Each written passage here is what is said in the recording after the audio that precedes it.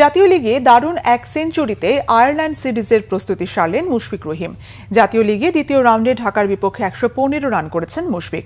আইরিশদের বিপক্ষে ১১ নভেম্বর থেকে সিলেটে শুরু হবে ২ ম্যাচ টেস্ট সিরিজ। টেস্ট ক্রিকেটে বাংলাদেশের একমাত্র ব্যাটসম্যান হিসেবে ৬,০০০ রানের ক্লাবের সদস্য মুশফিক রহিম।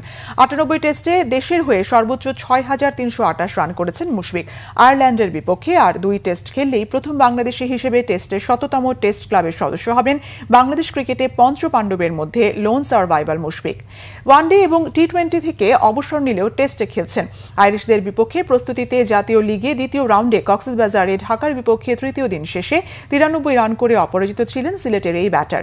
শেষ দিনে ক্রিজে নেমেই সেই সেঞ্চুরি পেয়ে গেলেন। যদিও সিলেটের ২ টেইল এন্ডার এবাদত হোসেন ও খালেদ আহমেদ দ্রুত আউট হলেও মুশফিকের সেঞ্চুরি পাওয়া কঠিন হয়ে উঠেছিল।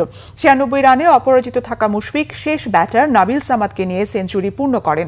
নাবিল কোনো রান না করলেও ১৭ বল খেলে সাপোর্ট দিয়েছেন মুশফিককে। প্রথম শ্রেণীর ক্রিকেটে ১৫১ ম্যাচে ১৯ সেঞ্চুরিতে ৯,১৫৮ রান করেছেন। এদিকে জাতীয় লিগে দ্বিতীয় রাউন্ডে মুমিনুল হক চট্টগ্রামের হয়ে বরিশালের বিপক্ষে খেলেছেন ৯২ রানের ইনিংস।